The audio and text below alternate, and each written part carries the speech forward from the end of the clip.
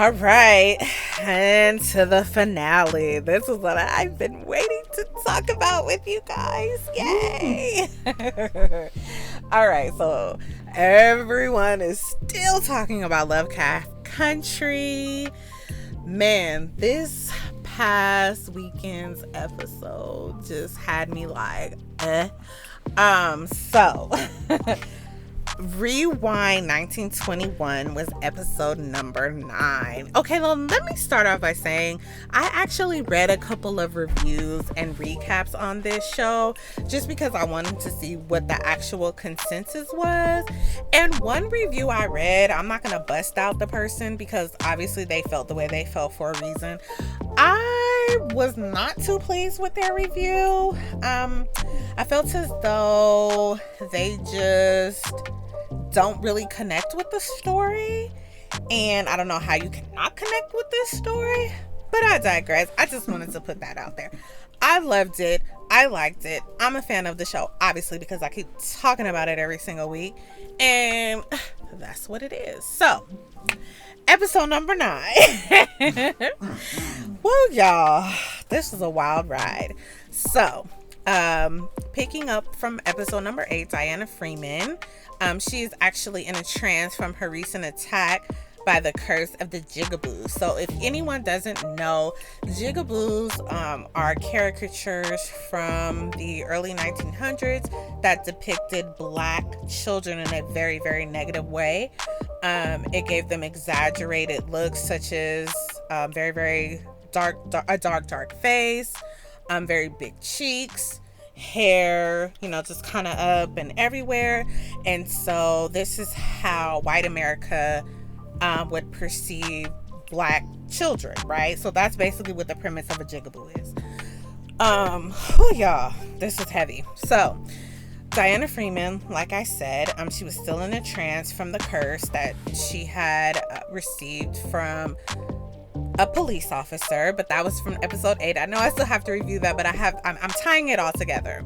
And so she was still in a trance, and the trance actually is turning her into, the curse I should say, is actually turning her into a Jig-a-bobo as well. And that's pretty much what the curse is, right? And so Montrose, Atticus, also known as Tick, Letty, and Ruby, they try to find a way to save her by enlisting the help of the quote-unquote white witch, Christina White. I don't know if I'm pronouncing that right.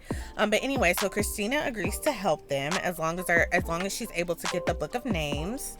And they agreed to do this. And so they go out and they were gonna go find the Book of Names. They actually weren't quite sure how to do it, and as they were all talking about it, Hippolyta comes back. And so Hippolyta's like, is D sick? Is something wrong with my baby? And everybody was looking at Hippolyta like, sis, you now just coming back and your baby was attacked by the Jig-a-bobo curse? Like, we gonna need you to get it together.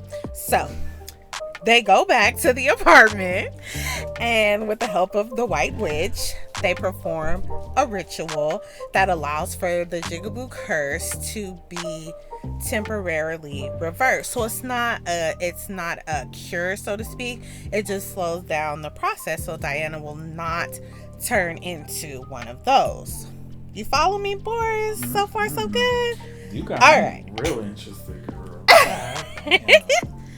Thank you, boo. Okay.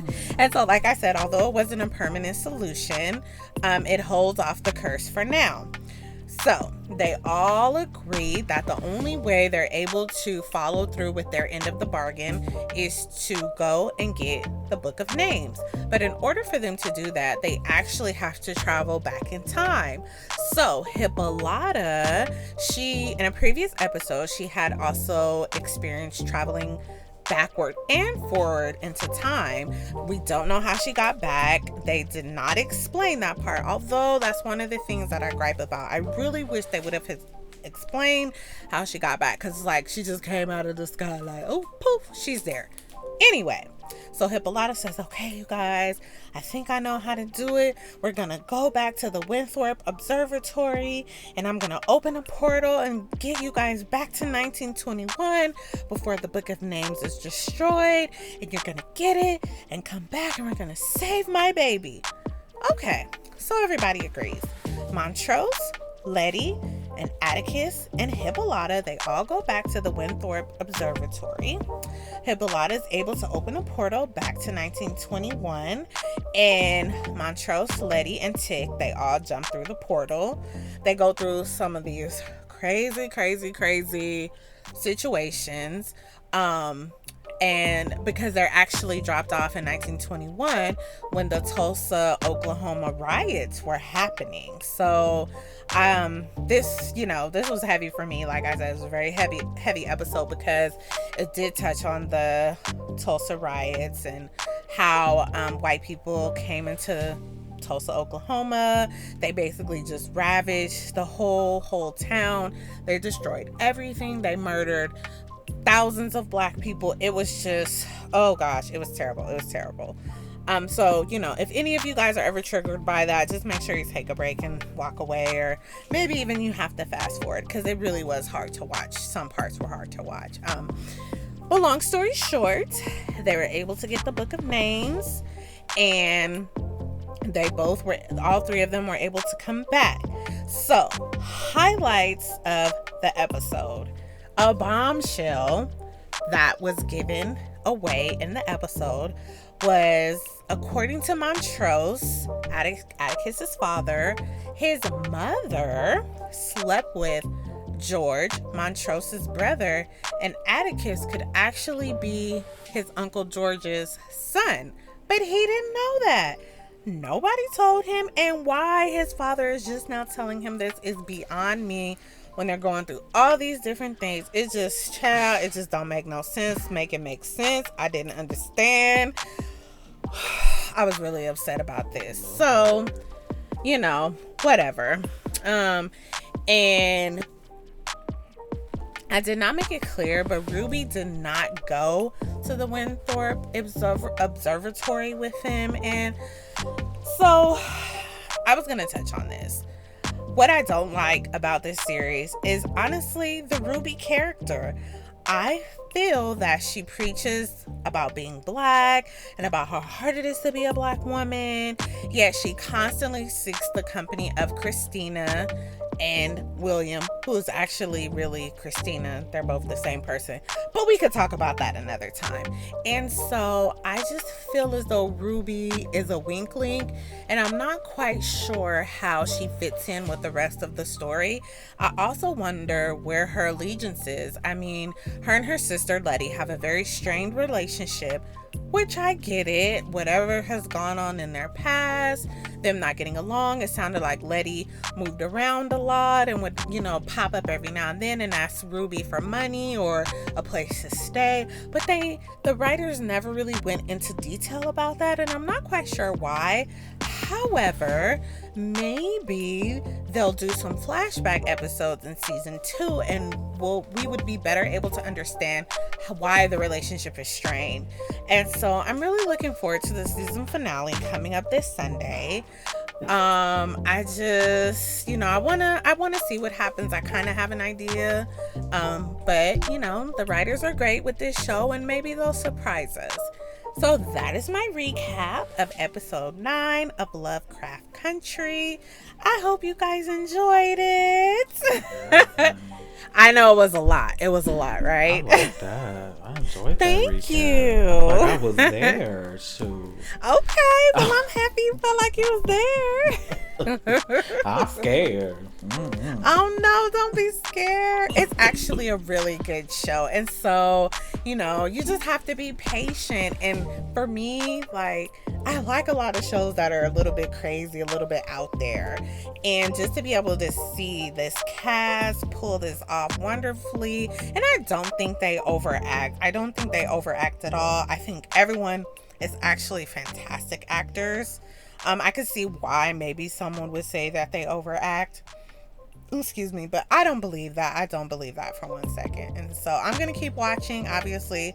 And I'm actually going to go back after Sunday's season finale and I'll start watching from episode 1. All right, you guys. That is it for a Take with T. Unless Boris has any questions for me. I actually don't. That was funny because you caught me with that one. I'm actually silent for one. No worries, boo. No worries. But you guys, I just love the breakdown because she just broke it. Look, I don't even watch the show and I already know what's going on. Like, come on now. Aw, thank you, boo. Girl. He's so wonderful to me, y'all. And real quick, I want to shout out my family. I've been getting some really good feedback about our show and everything in our different segments. So I just want to thank you guys. I know you guys have been subscribing and listening to this show, and it means so much to me and us. And we're just very thankful that we're getting support. And even though we're small, you know, it's okay. We enjoy doing what we do, and we hope that we'll continue to grow and we'll just get better over time, right, Boris? Definitely. Oh my God, thank you guys so much. That's really, you know, like Teyawnā said, she said it best. I mean, we appreciate, we are small and we all starting off we're starting off fairly small, but we appreciate support from any of our family. I know my family also has been very supportive too, and Teyawnā and my family, I really just want to thank you guys and give you guys a big kiss and hug, and we really do appreciate you guys. Thank you so much. I appreciate that. I love y'all. Oh my gosh, we really do though. We love you guys. All right, well, that's it for me. Let me know if there's anything you'd like me to review or watch or just talk about, because y'all know I can be petty. and I will make sure that I review the season finale of LoveCraft Country, and I will also review anything that's been released within this past week that I feel is worth sharing with you guys. Okay, Bye. all right, I'm out.